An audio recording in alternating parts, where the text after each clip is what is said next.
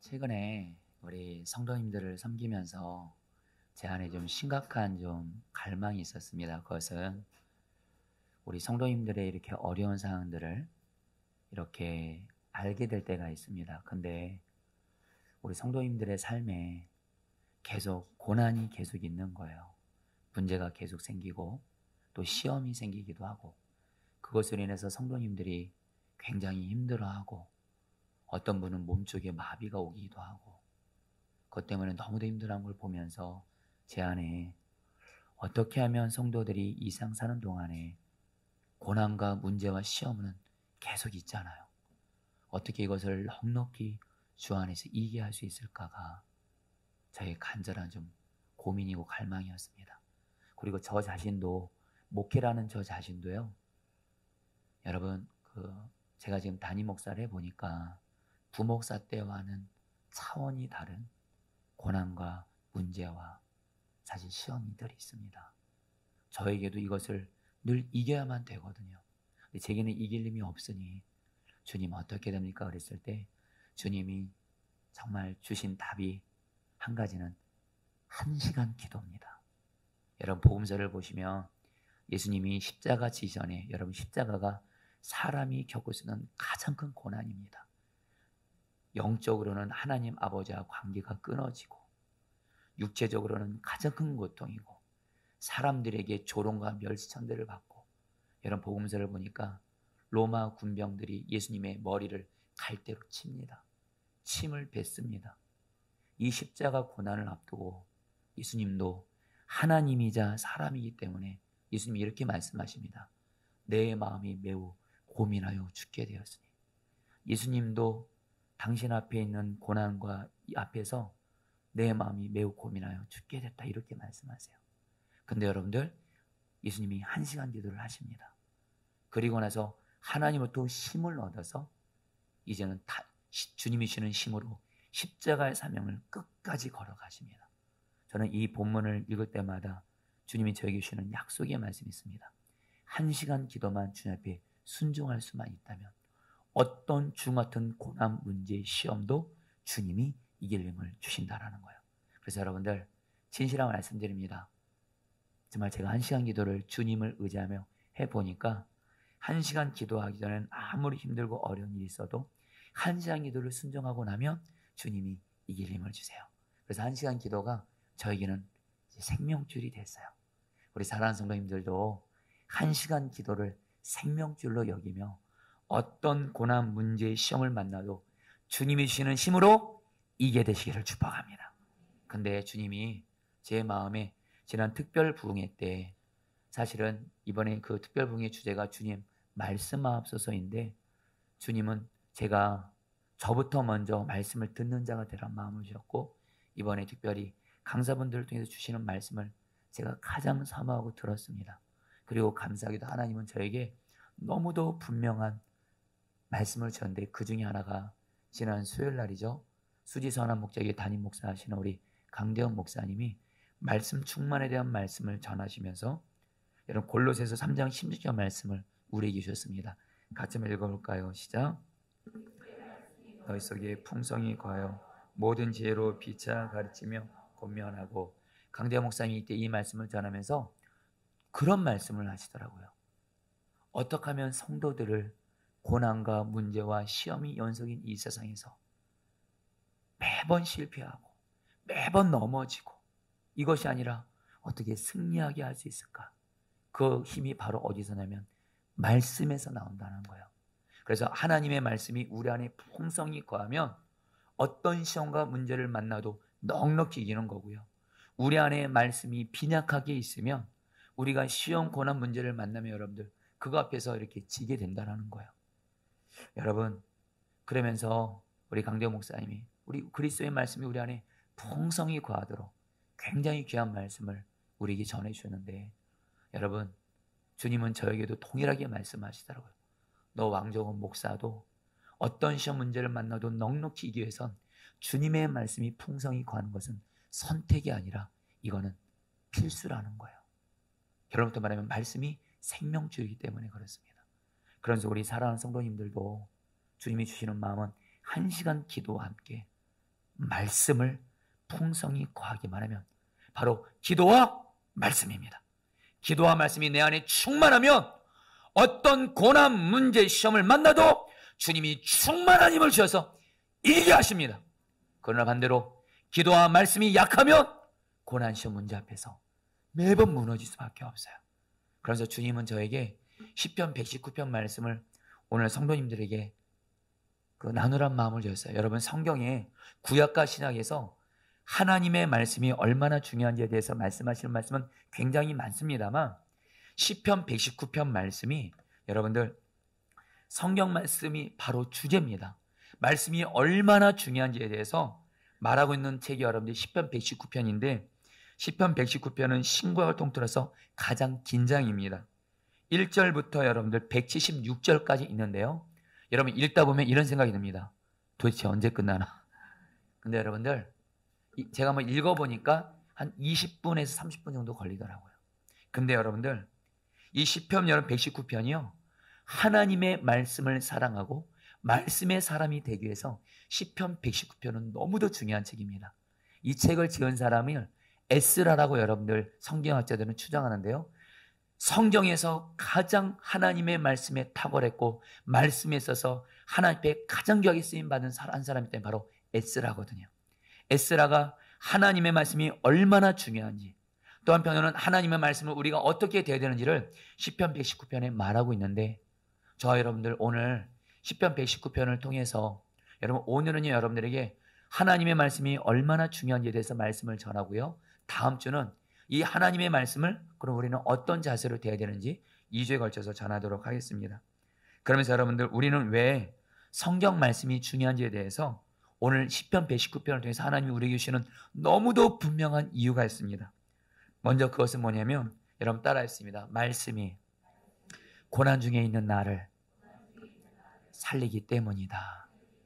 여러분 시편 119편을 보면요. 시편 기자가 굉장히 큰 고난을 당하고 있습니다. 그 당시에 시편 기자 주변에 자기를 죽이려고 하고 비방하는 사람들이 가득했나 봅니다. 그러면서 시편 기자는 이 매우 큰 고난 중에 있으면서 심지어는 자기가 죽음을 경험하고 있다고 얘기하고요. 그러면서 이 시편 기자는 동시에 나는 그래서 말씀을 붙잡는다 이렇게 말합니다. 이 말이 계속 나오는데요. 몇 구절만 보도록 하겠습니다. 107절 말씀입니다. 시작. 주님, 내가 받는 고난이 너무 심하니 주님께서 약속하신 대로 나를 살려주십시오. 109절입니다. 내 생명은 언제나 위기에 처해 있습니다. 내가 주님의 법을 잊지는 않습니다. 여러분 시편 기자가 고난 중에 있어요. 너무도 큰 고난이에요. 죽음 같은 고난이에요. 이렇게 말합니다. 주님이 약속하신 말씀대로 나를 살려주십시오. 말씀을 붙잡아요. 그리고 내 생명이 위기에 처해 있으니 나는 주님의 법, 주님의 말씀을 잊지 않겠습니다. 여러분 왜 시편 기자는 고난 중에 말씀을 붙들까요? 그 이유는 너무도 단순합니다. 말씀이 고난 중에 있는 자기를 살리기 때문에 그래요. 50절 말씀입니다. 다 함께 읽겠습니다. 주님의 말씀이시죠? 고난을 받을 때 그 말씀이 나에게 큰 위로가 되었습니다. 주님의 말씀이 나를 살려주었으니 시편 기자가 분명히 믿는 것이 있어요. 내가 어떤 큰 고난을 당해도 위기를 당해도 죽음 같은 고난을 당해도 분명한 진리 하나 주님의 말씀은 나를 살린다는 거예요. 그렇기 때문에 그 말씀을 붙들면 내가 살아난다라는 거예요. 여러분 왜 주님의 말씀을 붙들면 우리가 사는지 아십니까? 두 가지만 말씀드리겠습니다. 먼저 여러분들 에스겔 37장에 보면 마른 뼈가 살아날 때요 성령님이 역사하시는데 성령님이 그냥 역사하지 않습니다.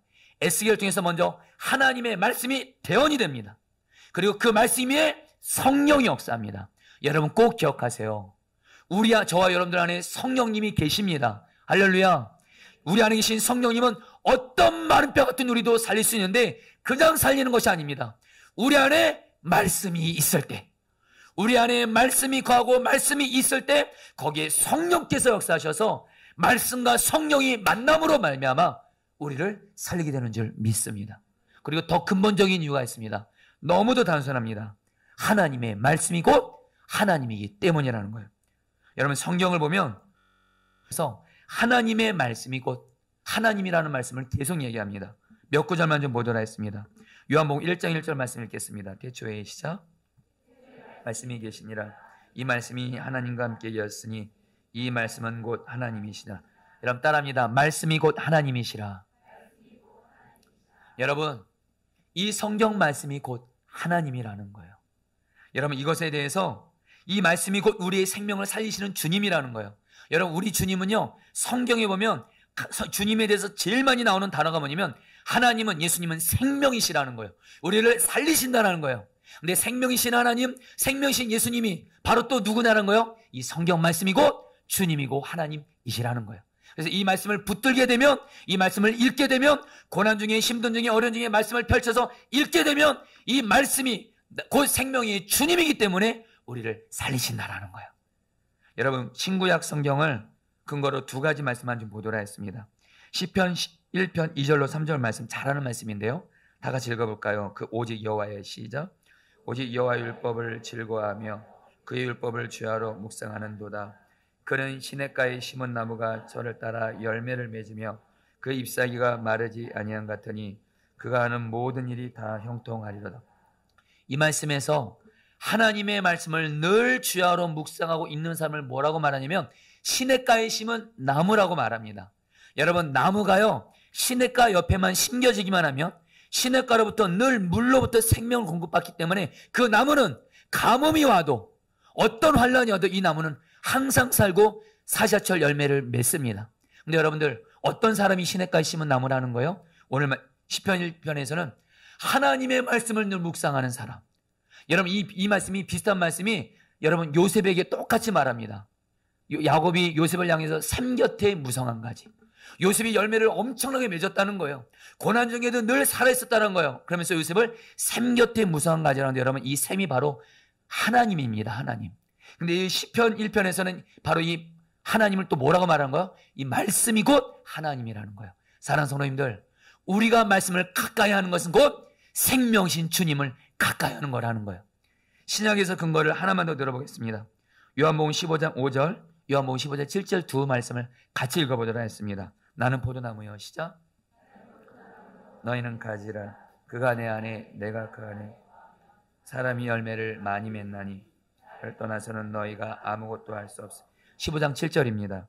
너희가 내 안에 거하고 내 말이 너희 안에 거하면 무엇인지 원하는 대로 구하라. 그리하면 이루리라. 여러분, 요한복음 15장 5절에서 예수님이 이렇게 말씀하십니다.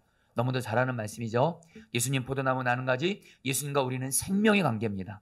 그래서 여러분, 가진 우리는 예수님께만 붙어있으면 예수님의 생명이 우리에게 흘러들어서 우리는 언제나 살 수 있는데, 요한복음 15장 5절에서는 예수님과 우리가 하나가 된 것을 그가 내 안에 내가 그 안에 이렇게 표현합니다. 그런데 이것을 요한복음 15장 7절에서 예수님이 다른 말로 표현합니다. 너희가 내 안에, 앞에는 똑같습니다. 근데 뒷부분을 뭐라 그래요? 내가 그 안에를, 내 말이 너희 안에 거하면. 여러분, 주님의 말씀이 곧 예수님이세요. 우리가 말씀을 가까이 하고 항상 가까이 하는 것이 곧 예수님과 연합된 거라는 거예요. 그래서 여러분, 말씀을 가까이 함으로 예수님과 연합되어 있던 사람은 그 말씀이 나를 살리신다는 거예요. 오늘 시편 기자가 그렇게 말하는 겁니다. 92절 93절 말씀 같이 읽겠습니다. 주님의 법을, 시작. 주님의 법을 내 기쁨으로 삼지 아니하였더라면 나는 고난을 이기지 못하고 망하고 말았을 것입니다. 주님께서 주님의 법도로 나를 살려주시니 나는 영원토록 그 법도를 잊지 않겠습니다. 시편 기자가 말하는 거예요. 내가 너무도 큰 고난 중에 있었지만 하나님의 말씀을 잊지 않고 붙들고 묵상하고 그랬는데 그 말씀 때문에 내가 살았다는 거예요. 말씀이 아니었으면 나는 고난을 이기지 못하고 망했을 거라는 거예요. 사랑하는 성도님들, 말씀이 곧 주님이세요. 말씀이 있을 때 성령이 역사하세요. 그렇기 때문에 여러분들, 우리는 말씀을 생명같이 여기고 생명줄로 여기고 그 말씀을 붙들 때 주님은 저 여러분을 살리시는 줄 믿습니다. 여러분, 우리 감리교 가운데 한국교회에서 여러분 귀하게 쓰임받는 교회가 여러 개가 있지만 대표적으로 두 교회가 있습니다. 하나는 선한목자교회고요, 하나는 여러분들 분당 만나 감리교회입니다. 만나교회 담임 목사님이 김병삼 목사님인데, 이 김병삼 목사님의 이야기를 잠깐 해드리겠습니다. 이 목사님이 미국 유학을 마치고 한국에 돌아와 만나교회 담임 목사가 되는데, 이 목사님이 담임 목사가 되면서 정말 최선을 다해서 목회를 하셨다고 합니다. 그런데 어느 날 설교를 하려고 강단에 섰는데, 설교를 하려고 하는데 갑자기 여러분들 몸에 이상 증상이 생기면서 도저히 설교할 수 없더라는 거예요. 쓰러질 것 같더라는 거예요. 그래서 여러분 설교를 중단하고 병원으로 급히 갔는데 이 목사님에게 큰 심각한 병이 있는 거예요. 이 목사님은 평상시 주변 사람들한테 가장 부러워받는 게 건강한 체력이었다고 합니다. 나는 건강한 체력만큼은 나는 이건 하나님께 받은 선물이다 그랬는데, 갑자기 여러분 건강한 체력이 문제가 생겨서 심각한 병들이 엄청나게 많이 생긴 거예요. 이 병으로 인해서 10년 동안 병원에 입원하지 않은 애가 없다고 합니다. 계속되는 시술과 수술을 받고요. 약도 여러분들 먹을 약이 엄청나게 많은 겁니다. 그 많은 약을 손에 움켜잡고 스스로 한심하다고 생각한 날이 많았다고 합니다.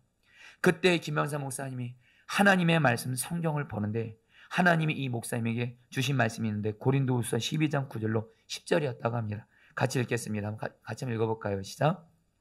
내게 이르시기를 내 은혜가 내게 족하도다.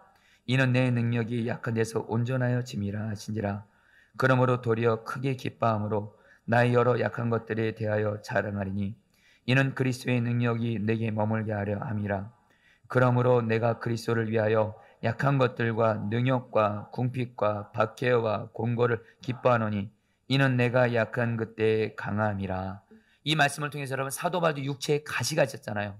근데 사도 바울이 육체의 가시를 가지고 하나님께 치료달라고 기도하니까 하나님이 응답을 안 해주시고 이렇게 말합니다. 은혜가 촉하다라면서 너가 오히려 그 약함 때문에 나를 더 의지하고 나의 은혜를 늘 구하고 나에게 늘 엎드리고 그렇게 나아가니까, 너가 약해서 나만을 의지하니까 너의 약함을 통해서 그리스도의 능력이 머물므로 말미암아 너가 강하게 되니 너의 약함이 너에게는 자랑이고 기쁨이라는 거예요. 김영사 목사님이 이 말씀을 통해서 동일하게 당신에게도 하나님 주신 말씀을 이렇게 듣게 됩니다. 그러면서 이렇게 고백을 해요. 제가 그냥 그대로 읽어드리죠. 책에서 읽은 내용을요. 김병성 목사님이 이렇게 고백합니다. 자신의 약함을 놓고 애절하게 기도하던 바울에게 하나님은 그가 원하던 대로 응답하지 않으셨다. 그에게 돌아온 대답은 내 은혜가 내게 족하다는 말씀뿐이었다. 그 하나님의 응답에 대해 바울은 불평 대신에 놀라운 고백을 한다. 하나님의 은혜가 너무도 커서 자신의 약함과 가시오차 자랑거리가 되었다고 말이다. 육체가 온전하고 자신이 뛰어나야만 사역을 잘 감당할 수 있다고 생각했는데 하나님을 의지할 수밖에 없게 만드는 그의 약함이 복음 사역을 위한 능력의 근원임을 깨달았던 것이다. 그리고 하나님 앞에 엎드러진 나는 바울과 동일한 고백을 하게 이르렀다. 제가 약해서 하고 싶은 대로 못하는 것이 하나님의 은혜입니다. 하나님이 허락하시지 않으시면 저는 아무것도 할 수 없습니다. 오늘도 저는 바울같이 하나님의 은혜를 구할 수밖에 없습니다. 심장질환과 고혈압, 당뇨병과 이석증, 공황장애와 우울증, 수면장애, 눈에 물이 차보지 못했던 날들, 8번이나 재발한 신장결석, 교통사고로 인한 목과 허리 수술까지 내 삶에 찾아온 고통과 내 육체를 약하게 만든 그 일들 속에서 하나님의 은혜가 있었다. 그 은혜가 나를 여전히 이 자리에 하나님의 종으로 서 있게 한다. 김병사 목사님이 당신을 살린 평생의 말씀으로 이 말씀을 얘기하신 거예요. 사랑하는 여러분, 말씀이 임하면 나를 살리는 줄 믿습니다. 그래서 하나님의 말씀은요, 고난 중에 있는 우리를 살릴 뿐만 아니라 여러분 9절로 11절에서 하나님의 말씀은요, 우리를요 여러분 거룩하게 살도록 힘을 주십니다. 같이 읽겠습니다. 젊은이가 시작. 깨끗하게 살 수 있겠습니까? 주님의 말씀을 지키는 길, 그 길뿐입니다. 내가 주님께 범죄하지 아니라고 주님의 말씀을 내 마음속에 깊이 감직합니다. 시편 기자는 말하는 겁니다. 어떻게 하면 깨끗하게 거룩하게 살 수 있을까? 시편 기자는 말합니다. 하나님의 말씀을 늘 묵상하면서 그 말씀을 내 마음에 두었나이다. 여러분, 우리가 말씀을 내 마음에 두게 되면요, 내가 아닌 내 안에 계신 말씀이 나를 죄를 이기게 하고 거룩하게 살게 하신 줄 믿습니다. 여러분, 성경에서요 하나님이 저와 여러분들에게 거룩한 삶을 살라고 하면서 이렇게 말씀하지 않았습니다.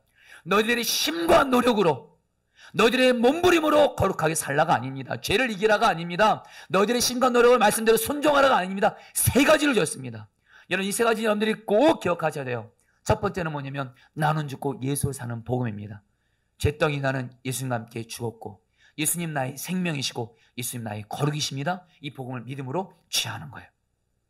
그리고 우리를 거룩하게 하시려고 우리 안에 성령님을 보내주셨습니다. 그래서 우리가 할 일은 뭐예요? 거룩하게 살기 위해서 성령 충만을 구하는 거예요. 근데 한 가지가 더 있습니다.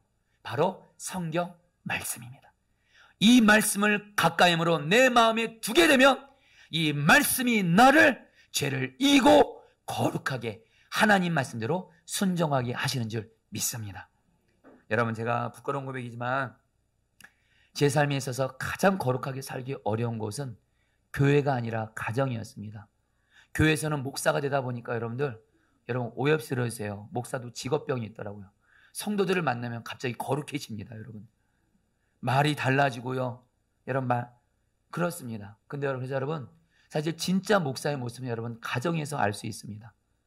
참고로 제가 오늘 좀 제 아내가 계셔서 제가 좀 긴장되긴 합니다만, 여러분, 정말 제가 한때 가정과 교회에서 모습이 너무도 달랐습니다.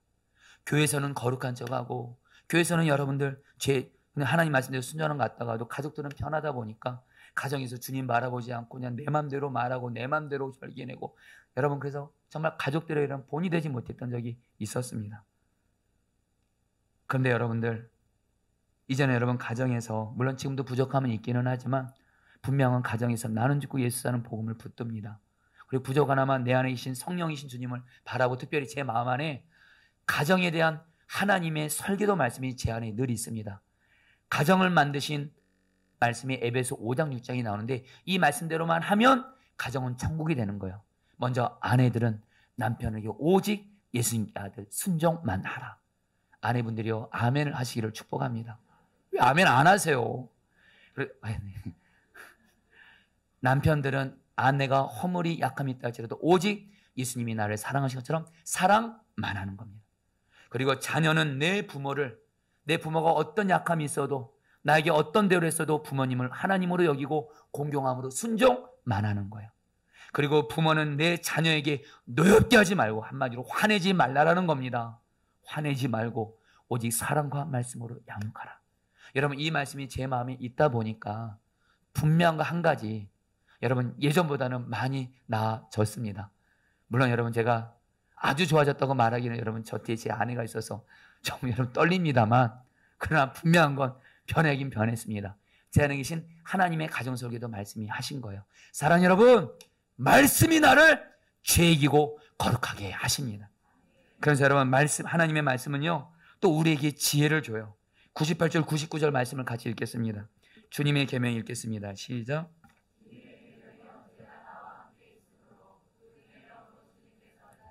내 원수들보다 더 지혜롭게 해주십니다. 내가 주님의 증거를 늘 생각하므로 내가 내 스승들보다 더 지혜롭게 되었습니다. 여러분, 시편 기자가 말합니다. 하나님의 말씀을 가까이 하다 보니까, 종일 묵상하고 읽다 보니까 자기를 괴롭히는 원수들보다 더 하나님이 지혜롭게 하신 거예요. 자기의 스승보다도 더 지혜롭게 된 거라는 거예요. 그래서 여러분, 여기서 말하는 지혜는 뭔지 아십니까? 하나님의 뜻을 아는 거예요. 성경에서 말하는 지혜는 여러분 단순합니다. 하나님의 뜻을 아는 거예요. 무슨 일을 결정할 때 크고 작은 일에서 하나님의 뜻을 아는 겁니다. 여러분에게 이런 하나님의 지혜가 임하기를 축복합니다. 그런데 여러분들, 하나님께 이 지혜를 달라고 기도도 물론 하지만 반드시 여러분들이 하실 일이 있습니다. 하나님의 지혜로 가득한 성경 말씀을 가까이 하셔야 된다는 거예요. 그래서 여러분, 오늘 시편 기자는 말합니다. 105절에 같이 읽겠습니다. 주님의 말씀은 시작. 사랑하는 여러분, 시편 기자가 말합니다. 주님의 말씀이 내 길에 등불이고 길이고, 한마디로 하나님의 뜻을 알려주는 바로 그거라는 기준이라는 거예요. 여러분, 제가 제 인생에 있어서 가장 중요한 결정을 내려야 될 때가 몇 번 있었습니다. 그 중에 하나가 평신도에서 목회자로 여러분 전환했을 때고, 근데 목회자로 결단하고 나서 제가 또 중요한 결정을 해야 되는데 뭐냐면, 제가 어렸을 때부터 30살 되기까지 다녔던 교회는 서울에 있는 나사렛 교회라고 나사렛 교단이라는 교회가 있었습니다. 작은 교단이지만 굉장히 건강한 교단인데, 저는 그 교회에서 여러분들 30년 동안은 신앙생활을 했습니다. 그래서 그 교회를 너무도 사랑해요.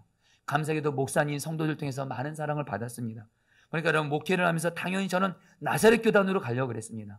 감사하게도 또 저희 고향교 우리 목사님이 저를 불러서 이렇게 말씀하시더라고요. 정원아, 나사렛 교단으로 와라. 그러면 내가 밀어줄게. 할렐루야. 여러분들 좋더라고요. 그래서 저는 나사렛 교회에서 함께 신앙생활했던 분들이 너무너무 좋았습니다. 어린아이부터 할아버지 할머니까지 다 좋았어요. 근데 여러분, 그런 중에 그래서 제 마음은 나사렛 교단을 가려고 거의 확정을 했습니다. 거의 확정을 했어요. 그러다가 마침 여러분 감리교에서 목회하시는 저희 외삼촌 목사님을 찾아뵐 일이 있었는데 외삼촌 교회 가서 제가 깜짝 놀란 거예요. 저희 외삼촌이 포천에서 목회를 하시는데 한때 교인이 많을 때는 200명까지 됐고 애들이 많을 때는 한 100명 가까이 됐나요? 포천에서 그렇게 부흥하는 교회로 유명했는데 교회에 문제가 생기면서 분열이 되면서 성도들이 굉장히 많이 떨어져 나간 거예요. 아이들도 다 나가서 여러분들 7명밖에 안 남은 겁니다. 여러분 차마 보지 말아야 할 것을 보고 왔어요. 인간적으로. 그때 여러분들 외삼촌 목사님은 저에게 감리교 오라고 한 것도 아니에요.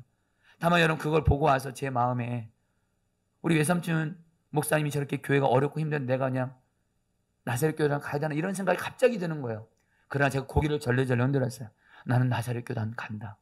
근데 여러분들 자꾸 마음이 고민이 되는 겁니다. 도대체 뭐가 어떻게 결정할지 모르겠는 거예요. 그때 하나님 여러분 제가 기도한 것이 있습니다. 하나님, 주님의 말씀이 내 발의 등이고 빛이니까 성경 말씀을 통해서 말씀해 주세요 하면서 이 일을 결정해야 될 시기가 왔을 때 생명의 삶 큐티책을 그날 펼치기 전에 하나님께 기도했습니다. 하나님, 오늘까지 결정을 해 제가 이제 신학교를 갈 수 있습니다.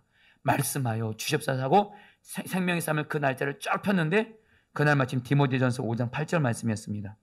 누구든지 자기 친족, 특히 자기 가족을 돌보지 아니하면 믿음을 배반한 자요 불신자보다 더 악한 자니라. 하나님이 해도 너무 또 심하게 말씀하시더라고요. 한마디로 외삼촌 목사님 저희 가족이잖아요. 가족 돌보지 않으면 믿음의 배반자고 불신자보다 더 악한 자다. 여러분 제가 얼마나 여러분들 순종하고 싶지 않았으면 이렇게 강하게 말씀하셔서. 그러나 여러분 그때 큐티책을 붙들고 엉엉 울었어요. 하나님의 뜻을 알게 되었거든요. 그래서 여러분 감리교를 왔고 외삼촌교에서 목회를 했고 그리고 유기성 목사님을 만나게 됐고 선한 목자의 부목사까지 하고 감리교 와서 여러분 저는 포도나무 교회를 이렇게 섬길 수 있는 은혜를 입고 있습니다. 사랑하는 여러분, 말씀이 내 발의 등이요 빛인 줄 믿습니다. 여러분 마지막으로요, 시편 기자는 시편 119편에서 하나님의 말씀이 왜 중요하냐? 하나님의 말씀이 우리에게 기도할 힘을 주기 때문에 그래요. 여러분 2절 말씀만 보겠습니다. 여러분 21절 말씀 같이 읽겠습니다. 내 영혼이 시작. 깊은 슬픔에 빠졌으니 주님께서 약속하신 대로 나에게 힘을 주십시오. 107절 말씀도 같이 읽겠습니다. 107절입니다. 107절 시작. 주님, 내가 받는 고난이 너무 심하니 주님께서 약속하신 대로 나를 살려주십시오. 여러분 시편 119편 한번 읽어보시면 시편 기자가 이런 말이 굉장히 많이 나옵니다. 주님, 내가 큰 고난 중에 있습니다. 내가 주님의 말씀을 붙들고 기도하니 말씀대로 이루어주세요. 이 내용이 계속 나옵니다. 여러분 시편 기자는요 기도할 때 그냥 기도한 것이 아니라 하나님의 말씀을 근거로 말씀을 통해서 힘을 받아서 기도했다라는 거예요. 여러분 왜 말씀이 중요한지 아세요? 기도할 때 2가지 이유가 있습니다. 말씀을 붙들고 기도하면 그 말씀이 나에게 기도의 불을 줍니다.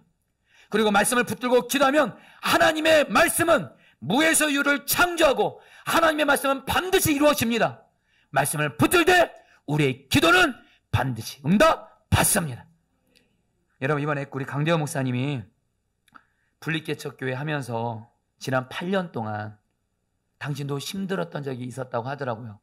여러분 강 목사님이 당신도 힘들어서 탈진한 적이 있었다고 얘기를 하니까 여러분 제가 이렇게 위로가 되더라고요. 나만 그런 게 아니었구나. 근데 여러분 우리 강 목사님이 초창기에 너무도 힘들어서 목회하는 게 힘들어서 기도도 안 되더래요. 설교할 준비도 전혀 없더래요. 아예 입에서 기도할 말이 안 나온대요. 하도 힘이 없어서. 여러분 사람이 그럴 때 있잖아요. 그래서 이러면 안 될 것 같아서 청계산에 가서 기도를 했다고 합니다. 가서 기도를 하려고 하는데 기도가 안 나오더래요. 그런데 이 목사님은 늘 말씀을 읽는 것이 습관이 되신 분이거든요. 시편을 1편부터 10장까지 읽었는데 읽고 나서 기도하라 하니까 당신의 그 심령에 작지만 힘이 생기더래요. 그래서 이렇게 기도했대요. 주님 도와주세요. 주님 저 너무 약해요. 그리고 사람은 또 다시 성경 말씀을 시편 20장까지 또 읽었대요. 그러니까 영혼에 또 힘이 생기더래요. 그래서 목소리가 좀 더 커졌습니다. 주님 도와주세요. 주님 은혜를 주세요.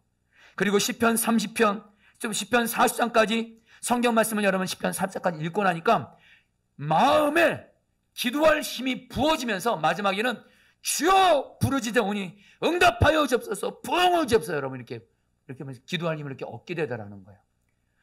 여러분, 말씀이요, 우리에게 기도할 힘을 주는 하나님의 불인 줄 믿습니다. 그래서 여러분, 우리가 기도할 때 아주 좋은 습관이 있어요. 성경 말씀을 보면서 기도하시는 거예요. 여러분, 마지막으로 여러분, 오늘 말씀을 여러분 마무리하면서 시편 기자는 이렇게 결론을 내립니다. 여러분, 81절 말씀만 좀 보여주시기 바랍니다.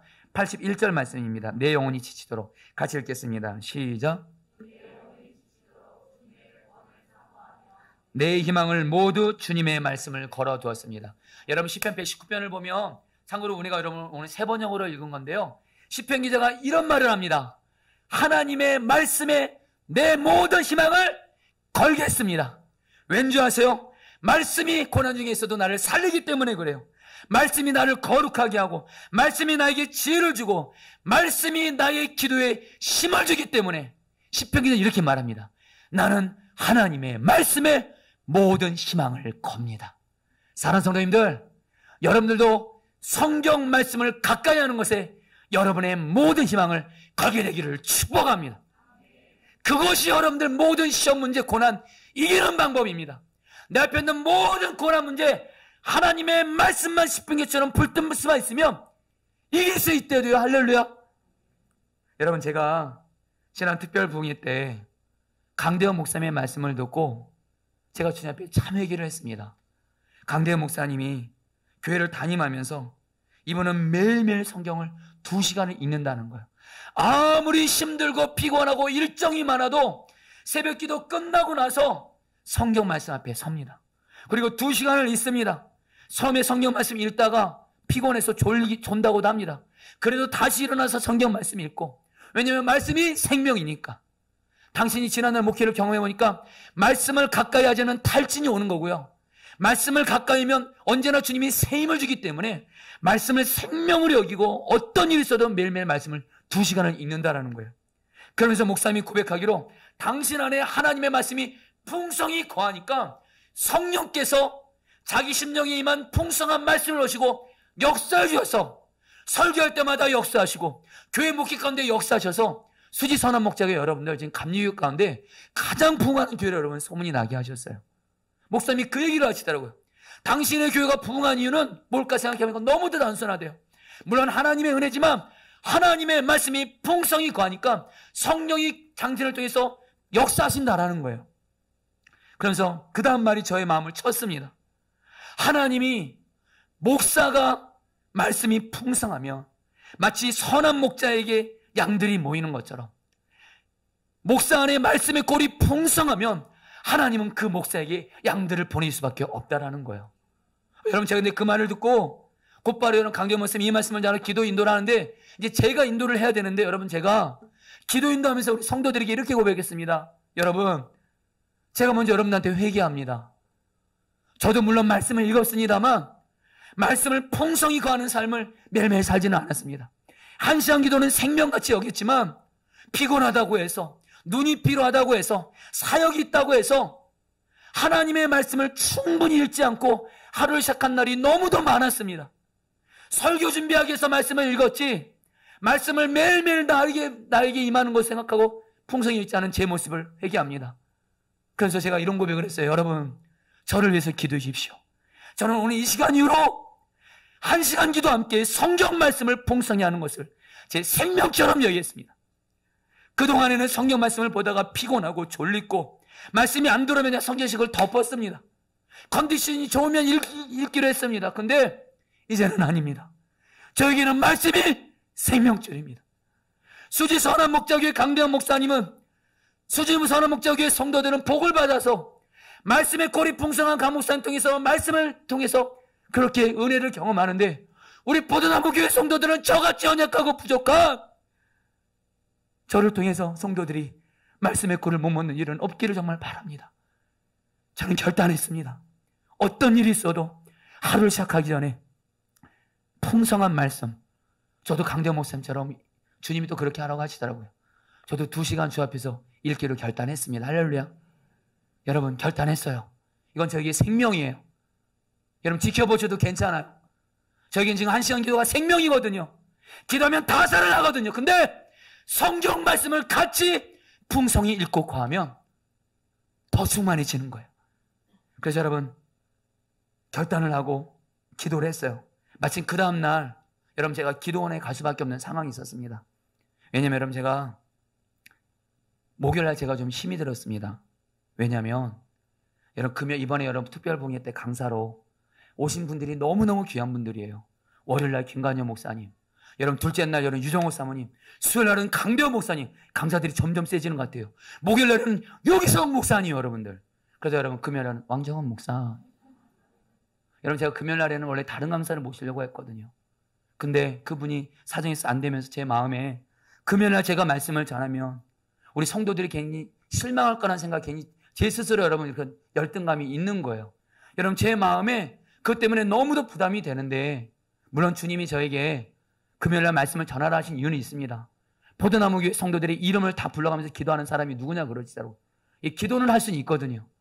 근데 다른 분들보다 말씀을 잘 전하는 걸 할 수 없지만 기도는 했거든요. 근데 주님이 저보고 전하라고 하는데, 여러분 목요일날 되니까 여러분들 제 마음에 돌덩이가 있는 거예요. 정말 떠나고 피하고 싶은 겁니다. 말씀을 전하고 싶지 않은 거예요. 또 강대호 목사님이 워낙에 또 말씀을 또 잘 전하셨어요. 할렐루야. 또 유 목사님은 두말할 필요도 없고요. 여러분들 기도원에 올라갑니다. 기도원에 올라가서 1시간 기도를 여러분 몇 번에 걸쳐서 이렇게 기도하고 성경 말씀을 시편, 사도행전, 마가복음을 읽습니다. 정말 말씀과 기도로 주 옆에 나아가면서 기도하는데, 여러분 정말 기도원에 올라가서 기도하기 전에는 기도할 힘이 저도 없는 겁니다. 마음에 눌림이 있으니까 주어가 안 나옵니다. 그러나 말씀을 읽고 시작합니다. 갑자기 제 마음에 힘이 생깁니다. 시편을 읽고 기도합니다. 사도행전, 마가복음 읽고 기도하는 여러분 제 안에 여러분 정말 기도의 불이 임하더라고요. 그래서 여러분 정말 충만히 기도하고, 그때 여러분 제가 입고 왔던 옷 한쪽이 다 여러분 눈물로 콧물로 다 젖게 하시더라고요. 여러분 제 마음에 눌림이 없어지게 하시더라고요. 여러분 저는 이번에 오늘 이 말씀을 여러분들이 전하는 이유가 있습니다. 사랑하는 여러분, 저는 이번에 기도와 말씀 때문에 살았습니다. 그리고 앞으로 주님 앞에서 결단합니다. 기도를 생명줄로, 하나님의 말씀을 풍성히 읽는 것을 저는 생명줄로 여기며 순종할 겁니다. 해야만 됩니다.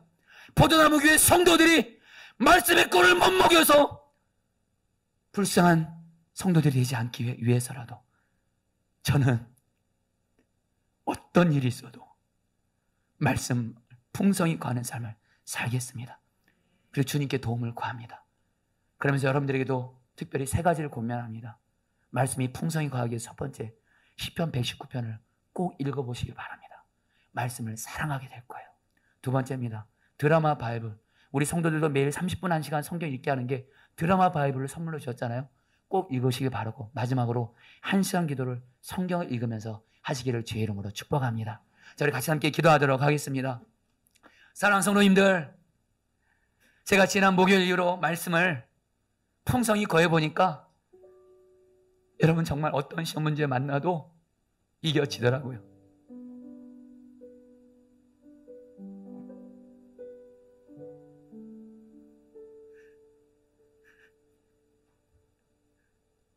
그리고 정말로 이젠 기도와 말씀이 풍성한 자가 되어 포도나무 교회 성도들을 성령 충만함과 말씀의 충만함으로 꼭 섬기기를 결단합니다.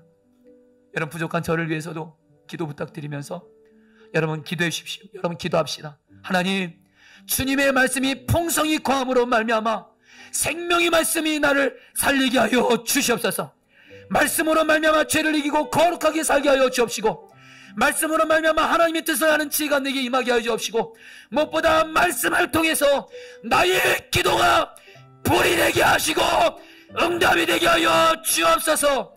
시편 기자처럼 말씀의 모든 희망을 걸게 하여 주옵소서.